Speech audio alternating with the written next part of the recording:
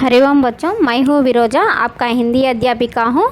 आज की इस ऑनलाइन सेशन में हम पढ़ेंगे आपकी पाठ्य पुस्तक वसंत बाग 3 का तीसरा पाठ यानी थर्ड चैप्टर। पाठ का नाम है बस की यात्रा। इस पाठ का लेखक का नाम है हरिशंकर परसाई। हरिशंकर परसाई का जन्म हुआ 22 अगस्त 1924 को और उसका मृत्यु हुआ 10 अगस्त 1995 को। हमको इस पाठ के नाम से ही पता चलता है कि इस पाठ एक बस के बारे में है, यानी हमारे लेखक उस बस के द्वारा करने वाली यात्रा के बारे में है। वे हमें जानेंगे पहला इसका इंट्रोडक्शन। वे इस लेखक के द्वारा अपने व्यक्तिगत अनुभव का बखान करते हैं जो कि है बस की यात्रा। वे एक बार बस के द्वारा अपनी यात्रा करते हैं और किस तरह की परेशानियां इस यात्रा में आती है, इस सब का अनुभव इस रचना के द्वारा दर्शाया गया है।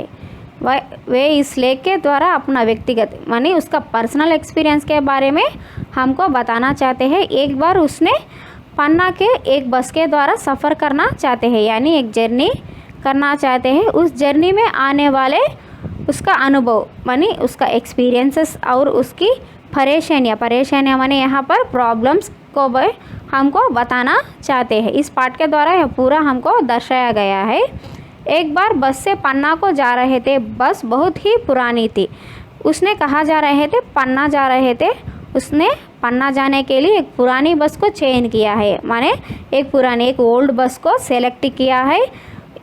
इस सफ़र में क्या क्या अनुभव किया, यह इस पाठ के द्वारा हमको यह भी जानना चाहता है कि इस जर्नी में यानी इस सफ़र में उसका क्या क्या अनुभव हुआ है, इस जर्नी में उसको क्या क्या एक्सपीरियंसेस हुआ है, क्या क्या उनके साथ घटा, उसके साथ क्या क्या हुआ, उसका परेशानियाँ क्या है, उसका टेंशन्स क्या है, वो पूरा हमको एक व्यंग्य के रूप में यानी एक हास्य पद के घटनाओं के द्वारा हमको इस पाठ के द्वारा उसने बताना चाहते हैं। चलो इस पाठ को शुरू करेंगे। पाठ को शुरू करते हैं। पाठ से शुरू करने से पहले यहाँ पर एक बस का नमूना है, आप सब देख सकते हैं। आपको मालूम है बस है, हम देखते हैं हर रोज़ रोड पे। मैं एक पंक्ति पढ़कर आपको भावार्थ बताऊंगी, आप ध्यान से सुनिए। हम 5 मित्रों ने तय किया कि शाम 4 बजे की बस से चले। पन्ना से इसी कंपनी की बस सतना के लिए घंटे बर्बाद मिलती है, जो जबलपुर की ट्रेन मिल देती है। सुबह घर पहुंच जाएंगे। लेखक ने इस पंक्तियों के द्वारा हमको ये वर्णन किया है। उसने 5 मित्रों थे, यानी लेखक के साथ कितने मित्र है? 4 मित्र है, यानी लेखक के साथ पूरा मिलाकर 5, यानी उसके साथ 4 फ्रेंड्स है। उन्होंने एक कार्यक्रम बनाया कि शाम 4 बजे की बस से चलेंगे। ये जो 4 बजे की बस है यही उन्हें उनकी मंजिल तक पहुंचने में मदद करेंगे। इसका अर्थ ये है उन्होंने एक प्लान बनाया, यानी उसने एक प्लान बनाया है। यहाँ से हमें पन्ना को शाम की 4 बजे से यानी 4 o'clock बस से हम निकलेंगे, यानी यहाँ पर हमें स्टार्ट होंगे 4 o'clock। यहाँ जो हम बस से उन्होंने उनकी मंजिल तक यानी उसका डेस्टिनेशन को उसने पहुंच जाएंगे। उसके हेल्प करने के लिए यह बस को उसने चुना लिया। पन्ना से ये बस चलने वाले थे। पन्ना से यह बस शुरू होता है, यानी वह बस कहाँ से स्टार्ट होता है? पन्ना से शुरू होता है। करीबन 1 घंटे बाद पन्ना से सतना के लिए उन्हें बस मिलती थी। पन्ना के जाने के बाद उसने कहाँ जाना था? सतना जाना था। सतना जाने के लिए उसने एक बस को पकड़ना पड़ता है। उस बस मिलना है तो टाइम पर जाना है, तो उस बस को कैच करने के लिए उसने इस बस को चेंज कर लिया है, माने सेलेक्ट कर लिया है। लेखक और उनके मित्रों को जबलपुर जाना है, इसीलिए कुछ यात्रा वो बस से करेंगे। उसके बाद जबलपुर के लिए ट्रेन पकड़ेंगे। लेखक के साथ और 4 मित्र हैं ना, उसमें से कुछ मित्रों ने जबलपुर जाना है। उसने हमारे लेखक ने सतना जाना है। सतना जाने के लिए एक बस पकड़ना है। इसी 7 मित्र ने जबलपुर जाना है। जबलपुर जाने के लिए कैसे सफ़र करते हैं? ट्रेन को। इस जबलपुर जाने के लिए पन्ना जाने के बाद पन्ना से एक ट्रेन पकड़ को उसने जबलपुर जाना है, यानी ट्रेन से निकलना पड़ता है। यात्रा में पूरी रात का समय लगेगा और वो सुबह के समय तक घर पहुंच जाएंगे। 5 मित्रों ने यह इसी तरह प्लान किया और यात्रा को पूरी रात का समय लगेगा। उसको पता है कि रात पूरा उसने जर्नी में रहता है। सुबह का अर्थ है morning, early morning they reach their house, यानी उसका destination they will reach at the morning. इसका दूसरा, हम में से 2 को सुबह काम पर हाजिर होना था, इसीलिए वापस की यही रास्ता अपनाना ज़रूरी था। लोगों ने सलाह दी कि समझदार आदमी इस शाम वाली बस से सफ़र नहीं करते। क्या रास्ते में डाकू मिलते हैं? नहीं, बस डाकिन है। यह हमें लेखक से लिखने वाले पंक्तियाँ हमें देख सकते हैं, यानी लाइंस हमें देख सकते हैं। इसमें से कुछ शब्दार्थ नीचे दिए गए हैं, देखेंगे। हाजिर का अर्थ क्या है? उपस्थिति, यानी प्रेजेंट। सफ़र का अर्थ है यात्रा माने जर्नी।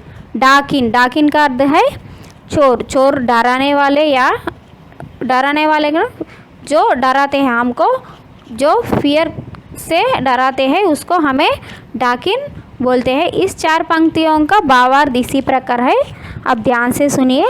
लेखक के साथ जो 2 मित्र गए थे उन्हें दफ्तर में समय पर उपस्थित होना था। हमारे लेखक के साथ कितने दोस्त हैं, यानी कितने फ्रेंड्स हैं? उसके साथ 4 फ्रेंड्स हैं। उसमें से 2 लोग कहाँ जाना है? जबलपुर जाना है ट्रेन पकड़ के। जो लोग ट्रेन से जाना है उसने सुबह दफ्तर में समय पर उपस्थित होना है। दफ्तर का अर्थ है यहाँ है ऑफिस। उसने उपस्थित होना माने प्रेजेंट। उसने early morning they have to attend the office at the time exactly. इसीलिए वापसी का यही रास्ता अपनाना ज़रूरी था। इसीलिए because they choose this option, because they have to reach the office at the morning, that's why they choose this way. उनके जो जानकार लोग थे उन्होंने उन्हें सलाह दी कि अगर कोई समझदार व्यक्ति होगा तो इस शाम को चलने वाली बस से यात्रा करना पसंद नहीं करेगा। उनके साथ छोड़ने के लिए जो लोग आए ना, उसको सेंड ऑफ देने के लिए जो लोग आए ना, उसने यह सलाह दी कि, यानी यह सजेशन दी है। क्या सजेशन दी है? अगर कोई समझदार यानी इंटेलिजेंट पर्सन, जो समझदार व्यक्ति का अर्थ क्या है यहाँ पर? इंटेलिजेंट पर्सन होगा तो इस शाम को चलने वाले बस से यात्रा करना पसंद नहीं करेगा। यानी इस शाम 4 बजे से चलने वाले बस से, यानी इस शाम 4 बजे से यहाँ से निकलने वाले बस से यात्रा करना यानी जर्नी करना कोई भी पसंद नहीं करेगी। यह बात कौन बोला? लेखक के साथ कौन सेंड ऑफ देने के लिए आए हैं, उसको बस चढ़ाने के लिए आए हैं, वो लोग बताया है कि यह बस से जाना कुछ भी पसंद नहीं करते। कौन? समझदारी व्यक्ति यानी इंटेलिजेंट व्यक्ति है तो, इंटेलिजेंट पर्सन है तो इस बस से जाना पसंद नहीं करेगा, क्योंकि शाम के थोड़ी देर बाद काफ़ी अंधेरा हो जाता है और रात के समय में यात्रा करना सुरक्षित नहीं रहता। इसने सोचा है कि रात में जर्नी करना यानी नाइट में जर्नी करना इतना सेफ नहीं है। कौन सोचा ये बात? हमारे लेखक ने ऐसा सोचा है। क्या रास्ते में डाकू मिलते हैं? माने कौन? हमारे तीस यानी चोर मिलते हैं क्या? डाकू मिलते हैं? एक प्रश्न किया लेखक ने। किससे किया है यह प्रश्न? उसके साथ आने वाले यानी सेंड ऑफ देने के लिए आए ना कुछ लोग, उसके सेंड ऑफ देने के लिए आने वाले लोगों को यह प्रश्न किया। क्या रास्ते में यानी हमारे रास्ते में, हमें कहाँ जर्नी में जाते हैं ना, उस जर्नी में हमको क्या डाकू मिलते हैं? इस प्रश्न के रास्ते में डाकू वगैरह तो नहीं मिलते, लेकिन जो बस की हालत है वो बहुत ही डरावनी है। उसके साथ आने वाले लोग इसी प्रकार जवाब दिया है। क्या दिया है? रास्ते में तो कुछ भी नहीं मिलते, कुछ डाकू नहीं मिलते, लेकिन इस बस है ना उसका हालत कैसा है आप एक बार देखो। उसका पूरा हालत डरावनी है, यानी आपको देखने में बहुत डर लगते हैं, यानी आप बहुत डर हो जाते हैं। बस खराब हालत में है, पता नहीं मंजिल पर पहुंच पाएंगे ही नहीं, तो लोग हमेशा उस बस से जाने से डरते हैं। बस खराब हालत में है, ये तो पूरा लोग को मालूम है। यह जर्नी करने वाले पूरा लोगों को ये बात तो मालूम है, बस देखने में बहुत पुरानी है और देखने में बहुत डरावनी है, लेकिन हमें हमारा मंजिल पर, हमारा डेस्टिनेशन पर जाना पड़े तो हमें इससे सफ़र करना या जर्नी करना ही पड़ता है। यहाँ हम देख सकते हैं कि एक पुरानी बस, इस बस से ही हमारा लेखक ने जर्नी करता है। इसके बाद हमें देखेंगे, बस को देखा तो श्रद्धा उमड़ पड़ी, खूब रोए उर्दते, सदियों के अनुभव के निशान लिए हुए थे। लोग इसीलिए इससे सफ़र नहीं करना चाहते थे कि वृद्धावस्था में इसे कष्ट होगा। यह बस पूजा के योग्य थी, उस पर सवार कैसा हुआ जा सकता है। इसमें इस पंक्तियों से कुछ शब्दार्थ नीचे दिए गए हैं, यानी मीनिंग्स दिए गए हैं, एक बार देखेंगे।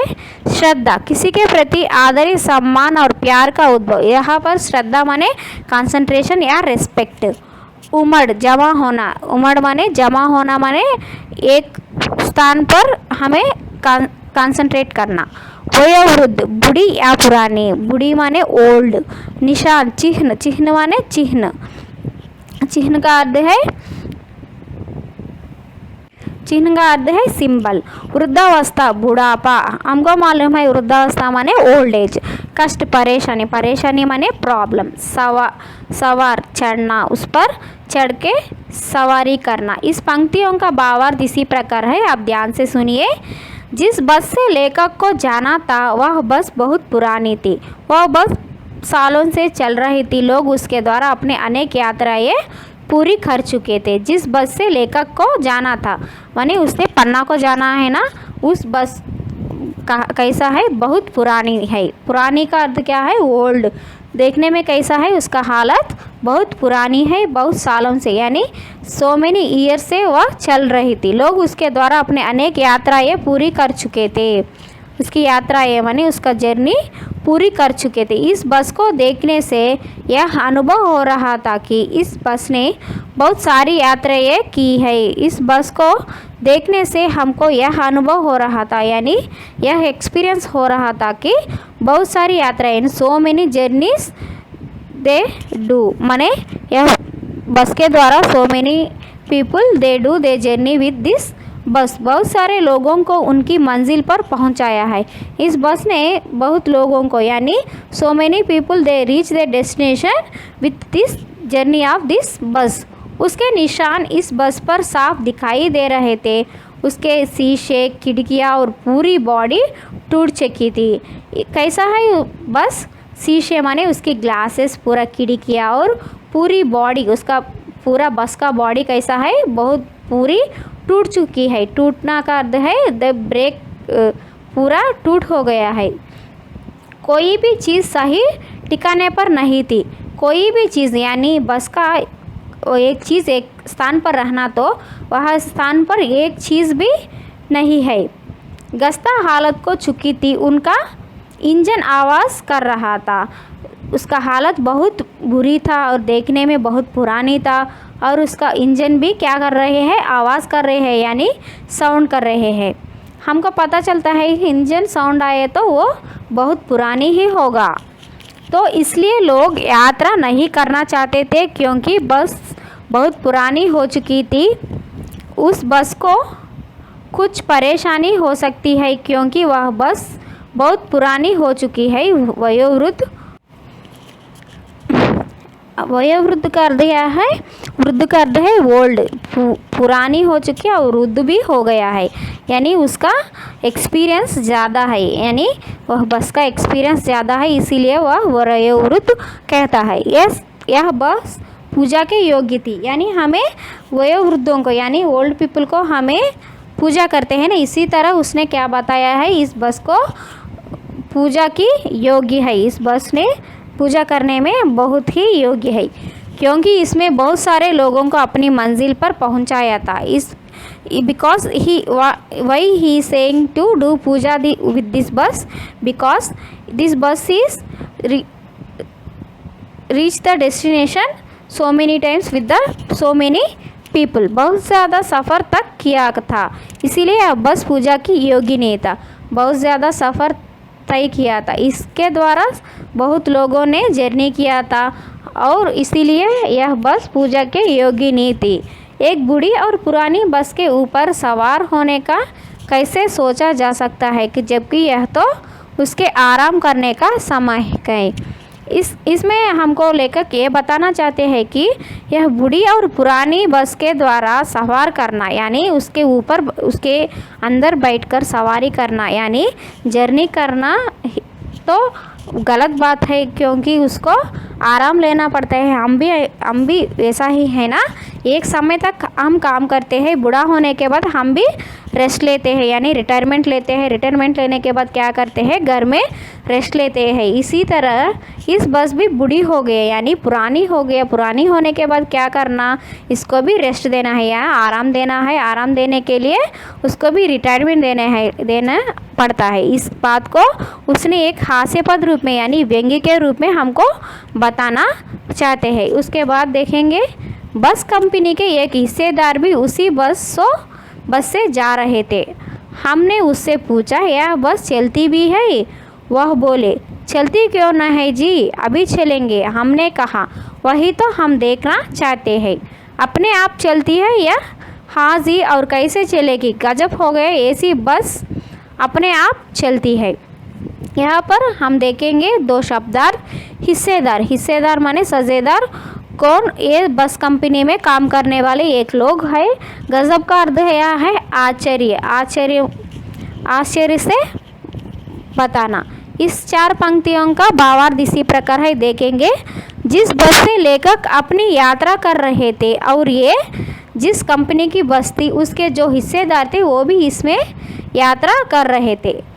जिस बस से लेखक अपनी यात्रा यानी जिस बस से उसने जर्नी कर रहे थे उस बस में उस कंपनी की यानी उस बस कंपनी की एक हिस्सेदार माने उसमें काम करने वाले एक व्यक्ति, उसमें वर्क करने वाले एक व्यक्ति भी है। इस व्यक्ति भी उस बस से ही यात्रा कर रहे थे। लेखक ने उससे प्रश्न किया कि क्या यह बस चलती भी है? हमको पता है कैसा है बस का हालत, बहुत पुरानी है, देखने में वयोवृद्ध है, इसीलिए उसने सोचा है कि यह चलते की या नहीं। इसने किससे कहा है यह प्रश्न? उसके हिस्सेदार से, बस कंपनी की हिस्सेदार से यह प्रश्न पूछा है, यह बस चलेगी? उन्होंने उत्तर दिया है, माने उस काम करने वाले ने इसी तरह जवाब दिया है कि चलती क्यों न है जी, अभी चलेंगे। वह उसके मालिक थे और उन्हें उस पर पूरा भरोसा था। माने उसका कंपनी का हिस्सेदार था ना, इसीलिए हमें भी इसी तरह हमारा वस्तु के बारे में अच्छी तरह बात करते हैं। इसी तरह वो हिस्सेदार माने उस मालिक भी क्या कहा, हमारे बस बहुत अच्छा है, वह उसके बारे में बहुत अच्छे भरोसा है। लेखक जी उनके मित्रों ने कहा वही तो हम देखना चाहते हैं। लेखक ने हास्य पद के यानी व्यंग्य है ना कमेंट करके बताते हैं कि हम भी वही ही देखना चाहते हैं। माने हम भी इसका जर्नी माने उसका स्टार्ट होना, किसका स्टार्ट होना, बस का स्टार्टिंग करना ही देखना चाहते हैं कि अपने आप चलती है क्या यह, माने बस उसके साथ ही चलता है। यानी यहाँ पर उसने यह बस को कमेंट कर रहे हैं या उसके ओन से चलता है, नहीं तो हमें चलाना पड़ता है, इससे उसने कमेंट कर रहा है। हिस्सेदार ने लेखक की बात पर आश्चर्य जताया और लेखक ने उनकी बात पर आश्चर्य जताया क्योंकि उन्हें विश्वास ही नहीं हो रहा था कि इतनी पुरानी बस भी चलती है। इसीलिए वह पुनः कहते हैं कि ऐसी बस अपने आप चलती है, ये तो कमाल हो गया। हमको पता चलता है कि बस बहुत पुरानी है। इससे लेखक को ऐसा मन में बात होता है कि उसका मन में ऐसा आलोचन होता है कि उसका दिमाग में ऐसा विश्वास होता है कि ये बस नहीं चल पाती, इसको चलाना है तो क्या तो भी कमाल करना पड़ता है, यानी मैजिक करना पड़ता है। क्या कि मैजिक यानी मैजिक करने से ही इस बस को हमें चला सकते हैं, नहीं तो यह बस नहीं चलते हैं। इस बात को उसने हिस्सेदार से कहा है, यह बस चलते हैं अपने आप चलते हैं या तो क्या तो भी कमाल कर सकते हैं आपने नहीं, यह बस चलते हैं, आप भी देखेंगे। इसी तरह हिस्सेदार ने जवाब दिया है।